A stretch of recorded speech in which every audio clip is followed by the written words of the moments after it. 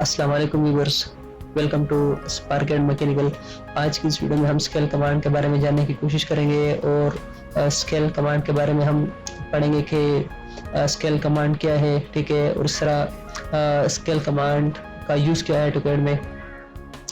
अगर आपने scale command को एक्सेस करना है तो आपने यहाँ मॉडिफाई पैनल में आना है, ठीक है, और आप यहाँ से स्केल कमांड को सेलेक्ट करके आपकी जो टास्क है वो करना है, ठीक है।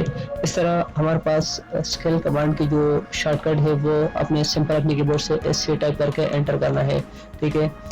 स्केल कमांड को प्रैक्टिकल समझने के लिए मैं चाहता हूँ कि यहाँ पे एक स्क्वायर ड्रा करूँ। तो स्क्वायर को ड्रा करने के लिए मैं लाइन कमांड को यूज़ करूँगा, ठीक है। तो लाइन कमांड को भी मैंने एक्टिव किया, ठीक है। अब मैं एक स्क्वायर बनाता हूँ 10x10, ठीक है। अब लाइन को स्टार्ट करने के लिए मैं F8 दबाता हूँ, ठीक है।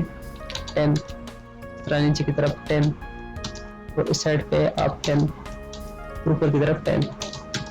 तो आप देख सकते हैं कि मैंने एक 10x10 एक स्क्वायर ड्रा किया, ठीक है। अब हम इस पे स्केल कमांड को अप्लाई करके हम ये देखते हैं कि इसकी साइज को हमने किस तरह कंट्रोल करना है। कंट्रोल करना मतलब इसको छोटा या बड़ा किस तरह हम करेंगे स्केल कमांड के जरिए। तो मैं ऐसे स्केल कमांड को सेलेक्ट कर लेता हूँ, ठीक है। अब जब स्केल कमांड को मैंने सेलेक्ट किया तो अभी आपको यहाँ पे मैसेज दे रहा है कि सेलेक्ट ऑब्जेक्ट। तो मैं ऑब्जेक्ट को सेलेक्ट कर लेता हूँ, ठीक है। सेलेक्ट करने के बाद आपने एंटर करना है या स्पेस बार दबाना है, ठीक है। फिर इसके बाद आपने बेस पॉइंट देना है, ठीक है। तो यहाँ पे आपको मैसेज भी दे रहा है कि स्पेसिफाई बेस पॉइंट। तो इसको मैं ये वाला पॉइंट देता हूँ, ठीक है, बेस पॉइंट।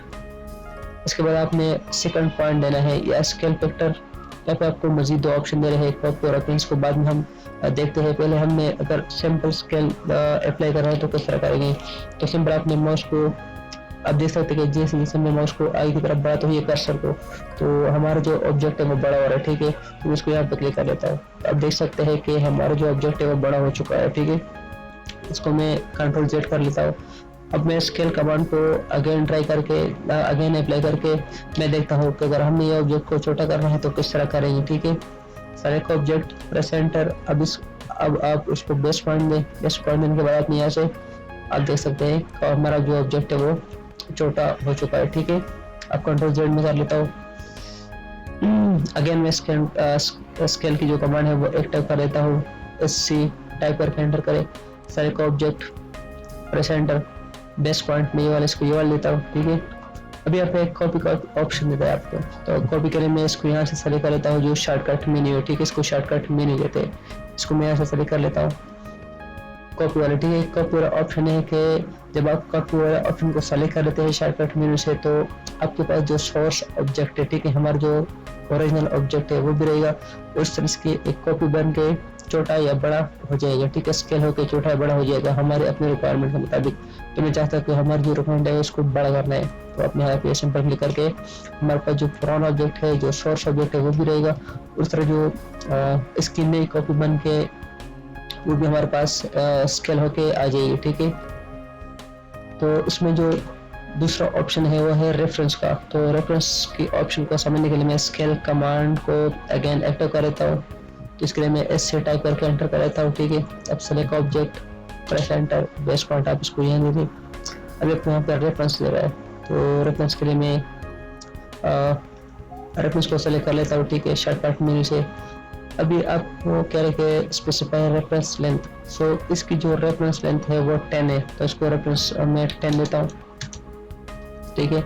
अभी आपने जो न्यू रेफरेंस है, जो न्यू लेंथ है वो आपने देना, तो इसको मैं 30 देता हूँ, ठीक है। तो हमारे पास अभी जो ये जो लाइन है, ये जो स्क्वायर, ठीक है, ये 30x30 है। अगर इसको वेरीफाई करना है तो किस तरह करेंगे। तो आपने एनोटेट में आना, ठीक है। यहाँ पे इस पर क्लिक करके आपने यहाँ से लीनियर को सेलेक्ट करके आप इसकी वेरिफिकेशन कर सकते हैं कि आया हमने जो काम किया वो ठीक है या नहीं। तो आप देख सकते हैं हमारे पास जो वैल्यू है वो 30 है, ठीक है, क्योंकि इसको मैंने न्यू लेंथ जो दिया था वो 30 दिया था, ठीक है। अब पॉइंट इसमें एक और ऑप्शन मजीद हमें आगे देते हैं रेफरेंस में पॉइंट्स वाला। तो पॉइंट्स वाला ऑप्शन को समझने के लिए मैं एक लाइन ड्रा कर लेता हूँ, ठीक है, ये वाला। तो ऐसे मैं अगेन स्केल की जो कमांड है वो एक्टिव कर लेता हूँ, ठीक है। इसको मैंने सेलेक्ट किया, प्रेस एंटर। अब बेस पॉइंट में यहाँ देता हूँ ये वाला, ठीक है। अब जैसे मैं रेफरेंस को सेलेक्ट कर लेता हूँ, ठीक है, तो मैं इसको रेफरेंस वाला लेंथ देता हूँ। रेफरेंस हमारा अभी जो लेंथ है वो 30 है। जैसे मेन लेन तो हमें यहाँ पे एक और मजीद एक ऑप्शन आता है शॉर्टकट में है पॉइंट्स। तो पॉइंट्स के लिए मैं पी टाइप करके एंटर करता हूँ, यहाँ से मैं सेलेक्ट भी कर सकता हूँ। तो पॉइंट के लिए मैं पी टाइप करके एंटर कर लेता हूँ। अभी आपने पॉइंट्स देने, ठीक है, 2 पॉइंट देने हैं, तो उसको मैं ये वाला पॉइंट्स और ये वाला पॉइंट देता हूँ। इस तरह हमारे जो ऑब्जेक्ट है ना वो इस लाइन के बराबर हो जाएगा, ठीक है, आप देख सकते हैं। अब इसको मूव करके इस पॉइंट से पकड़ के यहाँ ले आए, तो आप देख सकते हैं हमारा जो ऑब्जेक्ट है वो उसके बिल्कुल बराबर हो चुका है। तो इसका जो इसमें जो स्केल कमांड के अंदर जो रेफरेंस और फिर रेफरेंस के अंदर पॉइंट्स का जो ऑप्शन है ये बहुत काम की चीज़ है।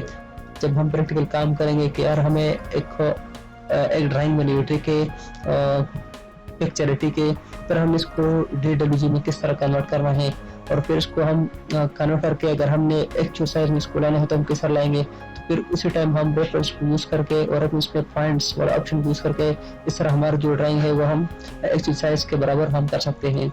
तो उम्मीद करता हूँ कि आज के लेसन आप समझ चुके होंगे।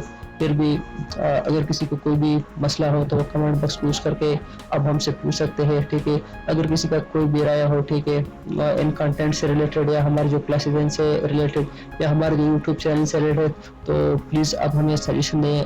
इंशाल्लाह हम कोशिश करेंगे इनको इम्प्लीमेंट करने की। तो चलिए नेक्स्ट वीडियो के साथ मिलते हैं, तब तक के लिए अल्लाह हाफिज़।